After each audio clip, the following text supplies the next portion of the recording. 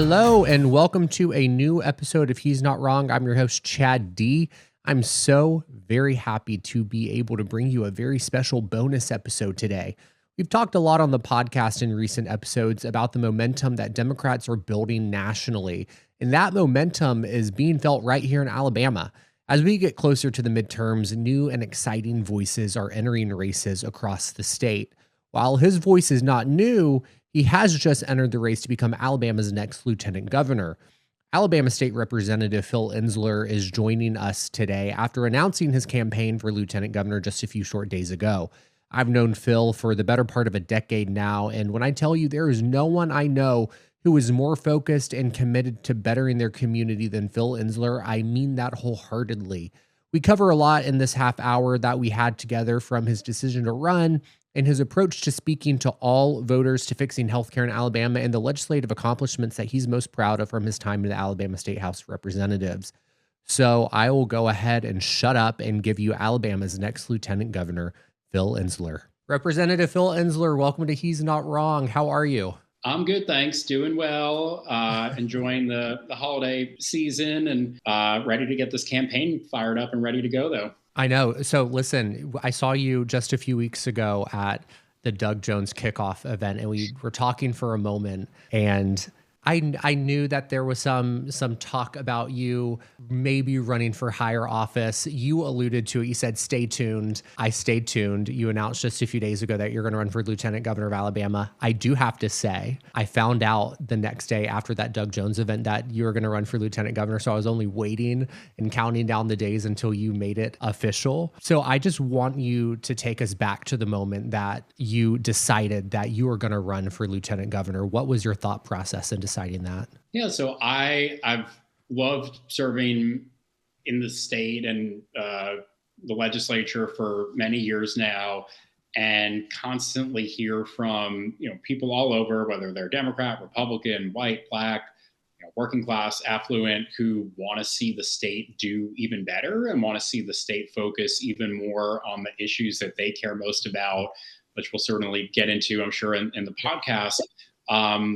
But there hadn't been a Democrat yet who had declared for this race, and a lot of people of different political backgrounds, of different parts of the state, were encouraging me to consider this. And when I really took the time to reflect on it, pray about it, talk to family and friends, talk to people that are both involved in politics and not, there was really a strong interest and enthusiasm to say we need someone to run in this role who has a strong record of getting things done, who has a strong record of service in the community, and someone who's going to really focus on the issues that matter to a wide range of people.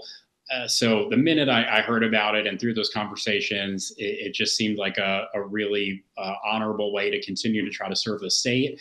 And, again, after talking it through with family and friends, especially, reached the decision, and I've really excited and really grateful for the outpouring of support ever since. When it comes to being lieutenant governor, and I'm going to ask this question to frame the conversation, there are so many people who have been either disconnected, they have not been involved, they just haven't been paying attention because the state has not been serving them, and they've given up on the electoral process. And so I feel, in talking with people in comment sections and whatever on social media that I'm seeing, there seems to be somewhat of a misunderstanding of what a lieutenant governor does. And so say you're elected, hopefully, you're Alabama's next lieutenant governor. What things do you have at your disposal to make people's lives better? Yeah, so great question. So there are almost two parts of the role. There is the aspect of having what we would call the bully pulpit, of having the platform to advocate for different issues, to raise awareness about particular policies and particular needs in the state. So using the office, using the media to be able to talk about those issues that matter to people and advocate then for legislation that addresses those. So that's kind of the a little bit more of the ceremonial, a little bit more of the kind of public facing part of it. But then the lieutenant governor presides over the Alabama State Senate. So as far as, and we can get really into the weeds of the rules and procedures, but the lieutenant governor has a lot of say or I should say a lot of say, but has some say over how debate takes place on the Senate floor, if there's what's called a cloture petition to end debate on a certain bill. So if there is a lieutenant governor in there who is more supportive of having vigorous debate, of having both sides be able to really share their views without, cloturing very quickly or cutting off debate, it would allow for a lot more of what I would say a fairer process on the Senate floor. And that makes a big difference in what bills get passed. And that could be everything from bills, from healthcare to voting rights to education. So there is an important role in ultimately what happens on the Senate floor and what then becomes law in Alabama. It's so important to understand that because there are things that Doug Jones running for governor, who he's has plans for bringing a lottery to Alabama for one. He just has been really talking about that one. With you being lieutenant governor, that's something that you would be able to force debate on the Senate floor, and then news media picks it up, people talk about it, and then it's actually considered. It's not just thrown to the side and they vote it down and it doesn't happen. Right. And right now, the Senate makeup, certainly the House as well. There's a super Republican majority, and at times what happens then is that there won't always be a full debate on a certain issue, or you won't hear as many perspectives on a certain issue. So having being in there as lieutenant governor can help balance it out a little bit more to really make sure that what people care most about, and maybe a lottery, for example, that it really is getting a little bit more of a fair say. At the end of the day, the Senate, the makeup, they're going to vote, as individual senators, but the lieutenant governor can help shape some of that. Yeah. There was an article that came out this morning from AL.com, and it talked about the odds that you and former Senator Doug Jones, the odds that y'all are facing in this race. And they framed it as it's a long shot, possible, but long shot. Even with the odds as they are, given just the supermajority that has had a chokehold on Alabama for as long as it has by the Republican Party, I feel like you have seen something, or you believe in something that tells you it is possible right now. So I was wondering what that is that makes you believe that this is winnable. Yeah, I mean, a few thoughts. One, we have to try, right? Just allowing, those who are running on the Republican side to just walk in there and get the seat without any sort of competition. We need to show a fight. We need to show that we're going to raise the issues and really put out a strong effort. So that's part of it. But overall, I hear from people, like I said to begin with, of all different backgrounds. They identify as Democrats, Republicans, independents, moderates, who just feel that the state is not doing enough and not focused enough on the issues that matter most to them. And we have all sorts of bills at the State House that are about things that just don't really matter as much to people. And they are certainly, they get headlines and they get attention on social media, but they're not the day-to-day things that are affecting people's pocketbooks, affecting their bank accounts, affecting their ability to pay their bills and put food on the table. So knowing that people are frustrated with the status quo and knowing that the supermajority hasn't done enough to address their needs, yes, it is a uphill battle. Yes, we know the odds in Alabama, but I am confident that with a lot of hard work, we can put together a strong coalition of voters, people of different backgrounds, different identities, and really give it a shot.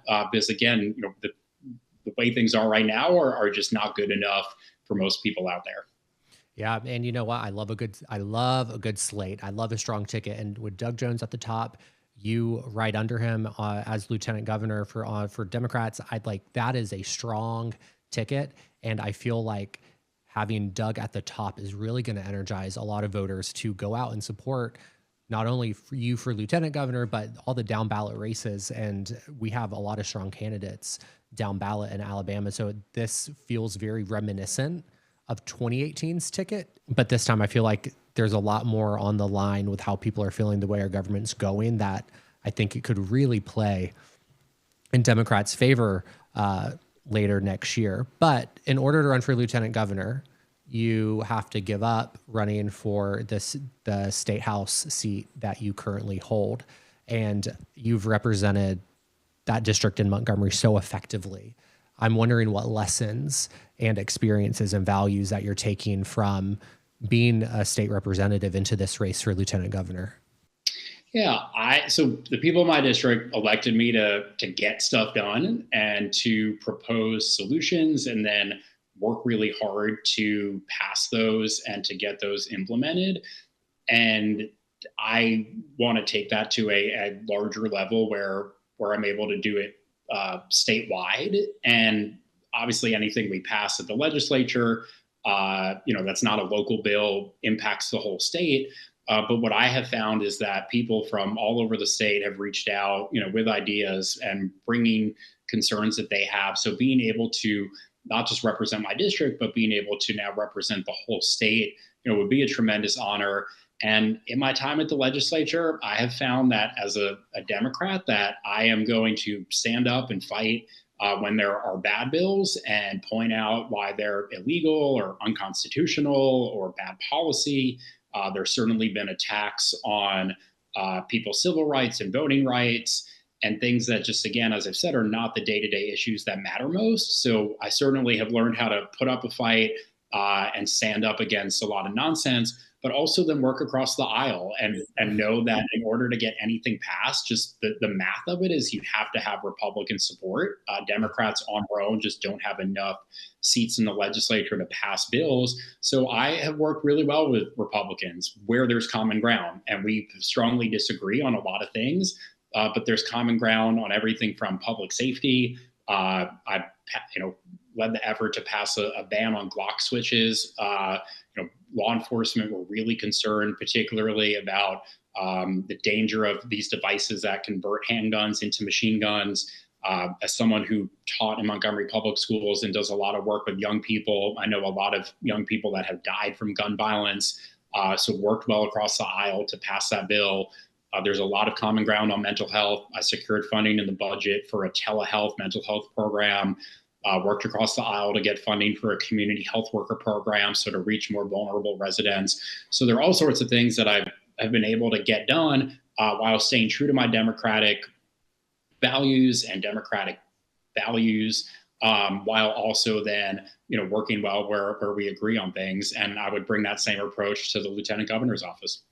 Specifically with that gun legislation that you mentioned, that's such a sensitive topic in a place like Alabama.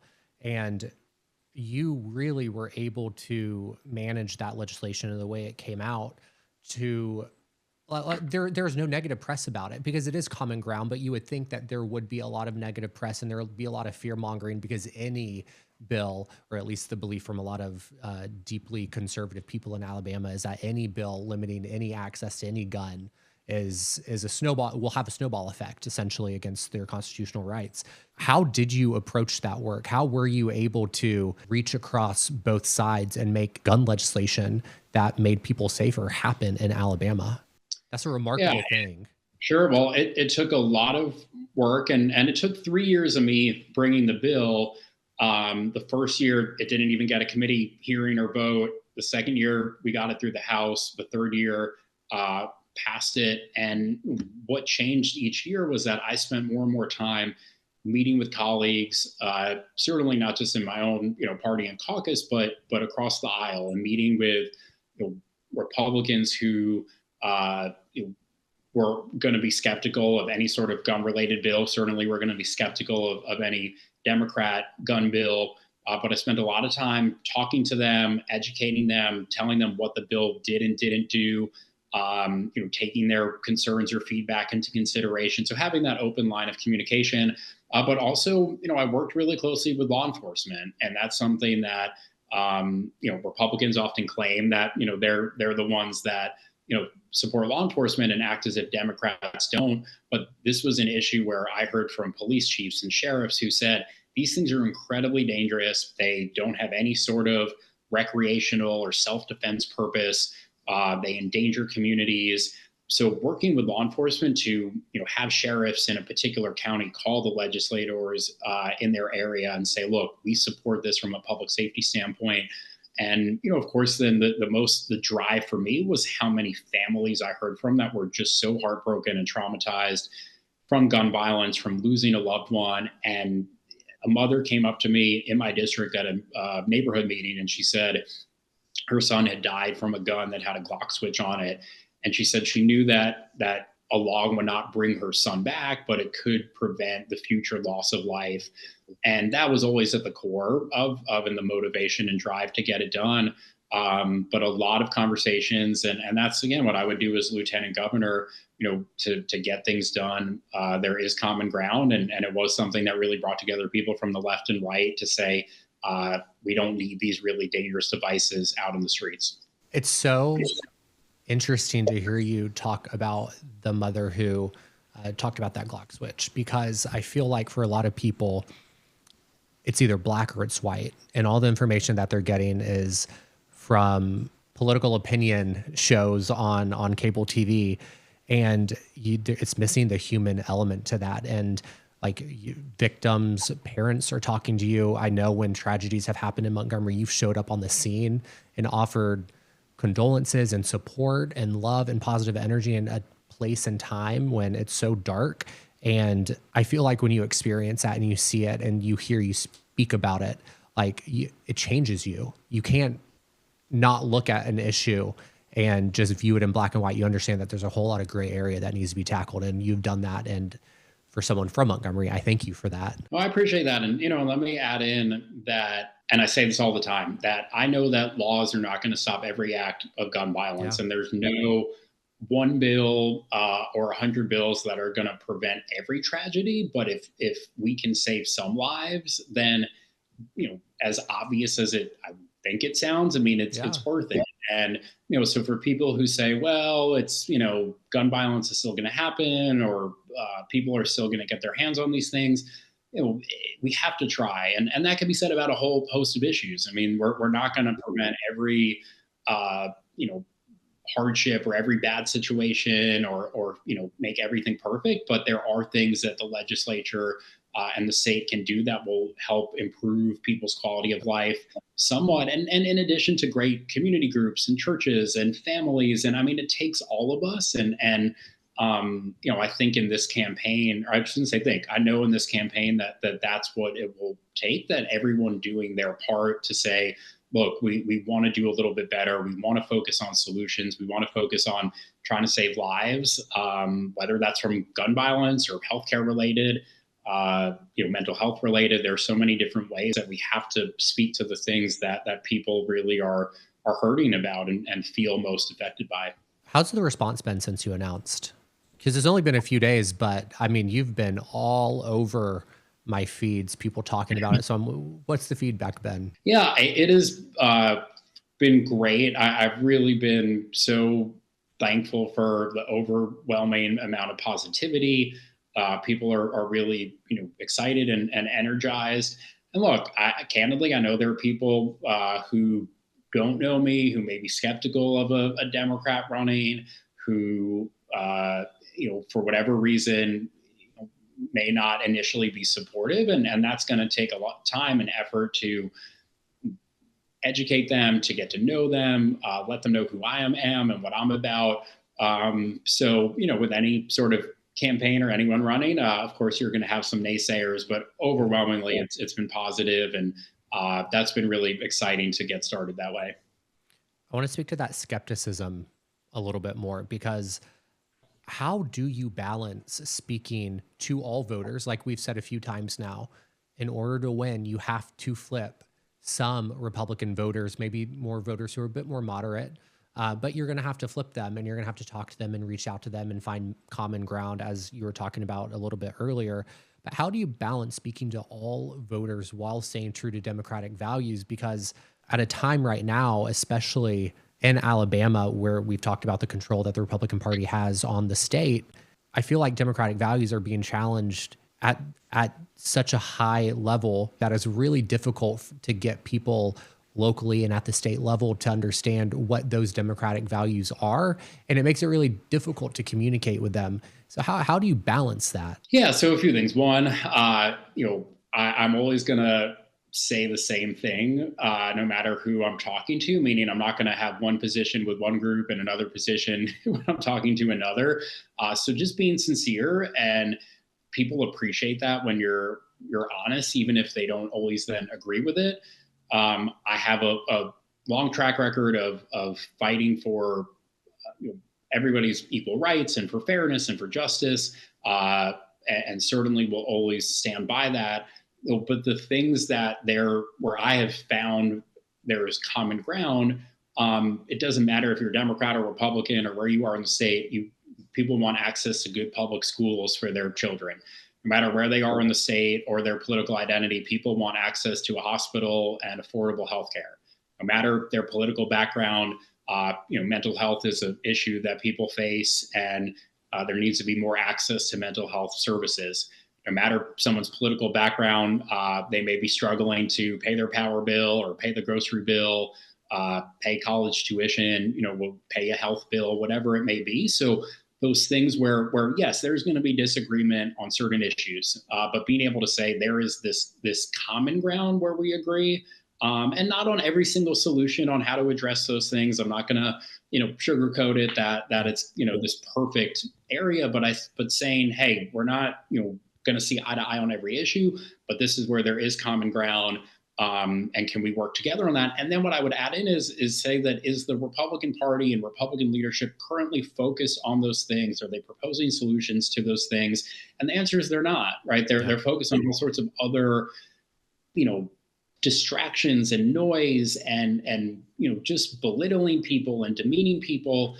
And it's not working, right? It's not working for, it doesn't matter whatever someone's political background or race or where they live geographically in the state. The status quo is not working. So again, being true to who I am, and I'll add this in. I after college, I was a public school teacher here through Teach for America. What drives me most are opportunities and supporting young people. That's not a Democratic or Republican issue. I think we can all say, caring about our young people is something that's really important. From there, I went on to law school. And recognize that we have to, of course, respect and uphold the Constitution and people's freedoms and liberties. But now as a legislator, as I've shared, have found that common ground. While also speaking out, for people when there are wrongs and injustices, and I'll continue to do that. I've had a front row seat, and I genuinely mean this. I'm so lucky to have had it, but I've had a front row seat to your deep involvement in the community that you represent in Montgomery. And even before you were representing the district that you have, or that the seat that you hold in Montgomery, you were very deeply involved in the city government with nonprofits in Montgomery. And you were always working behind the scenes to make sure that everyone was taken care of. And that, like I said, that was long before you ran for office. And the commitment to service is something that it's obvious that it's a calling for you. I had Hope Walls come on to the podcast a few weeks ago. She made a comment about how running is a privilege and how not everyone has access to a safe community or to a sidewalk to make sure that they aren't running in the road, that they have the money to buy the equipment that they need to take care of their joints, and that they have health care to take care of them if they do sprain an ankle. We then parlayed that into how having a sidewalk in your community or having a playground is a form of economic development, that businesses and people want to move to communities that take care of their citizens. And that was a part of a bigger conversation about how important it is to be involved in your local community, because a lot of decisions that are made at the local level are what impact people immediately. A lot of these things that we hear about on the news, as you know, they might not affect us for a year or two, but the things that happen locally can affect us the next day. And with that in mind, with knowing your background and how deeply you're involved in the community, how has that in community engagement shaped the way that you lead and govern as a state representative? Yeah, no, I appreciate the question a lot. And when I am voting on bills or taking a position, it's not based off of what some special interest wanted. It's not based off of just what one person said or tried to get me to do. It's based off of what have I heard from residents in the district. I love going to neighborhood meetings. People get very specific about what's happening on their block and with sidewalks or trash collection, and but those are chances to really hear from people and hear what matters most to them, and that's really what has shaped and informed then the positions I take at the legislature, and what I advocate for. And keeping in touch with those people, it is a constant reminder that I'm not there just to play political games. I'm not there, just to go to receptions and wine and dine, but I'm there to serve the people. And to your point, about it being a privilege, it really is a privilege to be a public servant. And there is a difference between a politician. A politician will, say all sorts of things to get elected and, maybe only show up when it's campaign time, but public servants are people that are there day in and day out.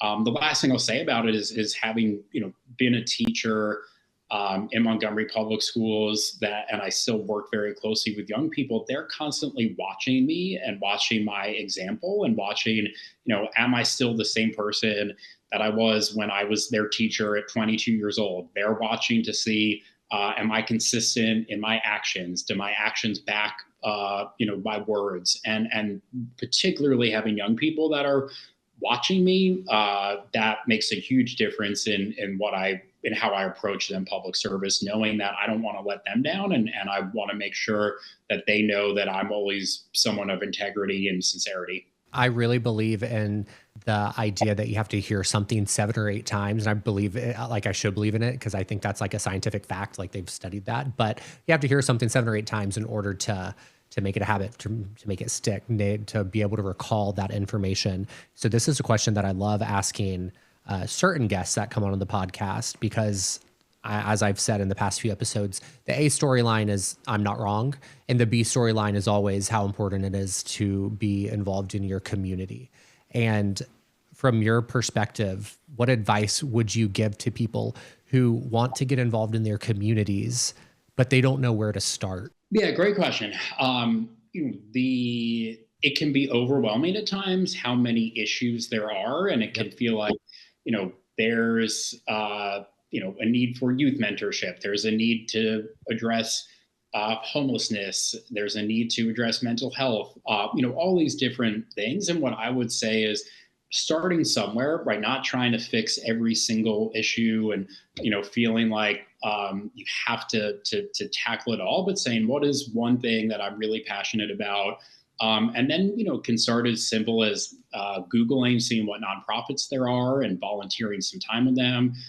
It could be if, people are passionate about working with students or youth, reaching out to the school district.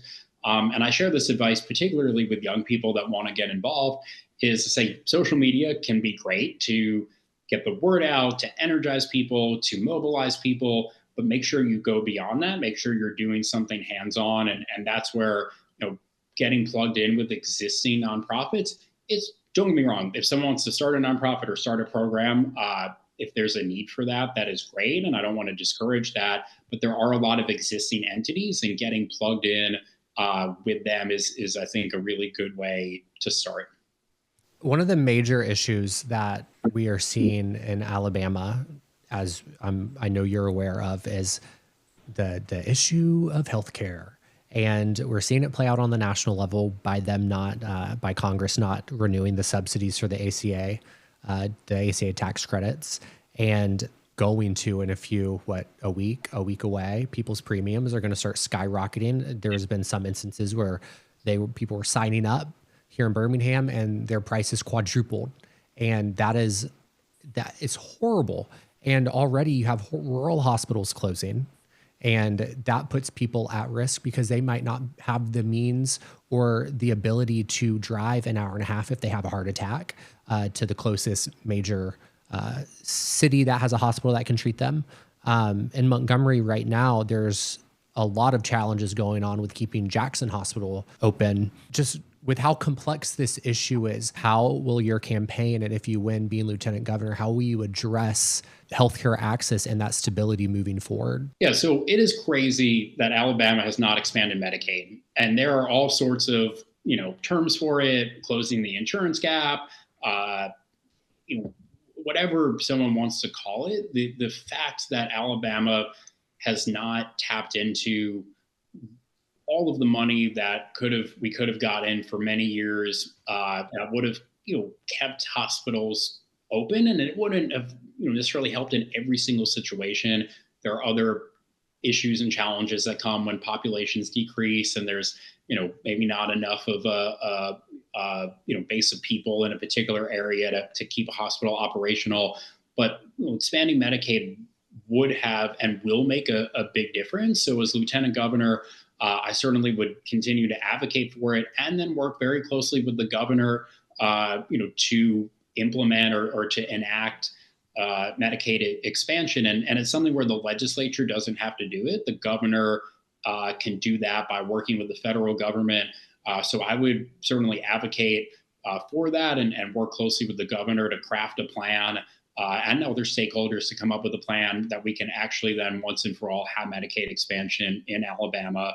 So that's one. But certainly then, working on there are different ways to have, kind of rural hospital funds through the state budget. There are different ways to address it beyond just Medicaid expansion. When it comes to Medicaid expansion, isn't that money already set aside? Like it passed, when the ACA passed, that money was already allocated and set aside. So it's not like they're spending more because it's already been allocated for. But I feel like there's this messaging issue in Alabama that's making people think that it's going to make the deficit go up when it's like the deficit already accounts for the spending that's set aside. We're just not touching it. Am I right on that? Yeah, so it's 90. So the federal government would cover 90%. So the state has said, oh, we can't afford the 10%. But the economic reasoning, though, or the logical reasoning is that if you have hospitals open, they're employing, technicians and janitors and doctors and nurses. That's then good for the Alabama economy. That means then people have jobs, they're spending money. That means then that those tax receipts are coming into the to the state government. So that 10% would essentially pay for itself. So right, it is a disingenuous argument, to say the least, that the state can't afford it. And I would say, what is more important than spending money on healthcare? We're literally talking about people's lives in a state that claims to be so pro-life. There is nothing more pro-life than keeping hospitals open and helping save lives. So, even if the state has to pay that 10%, which again would essentially cover itself, but I can't think of a better use of funds than money to keep hospitals open and help people's health and lives.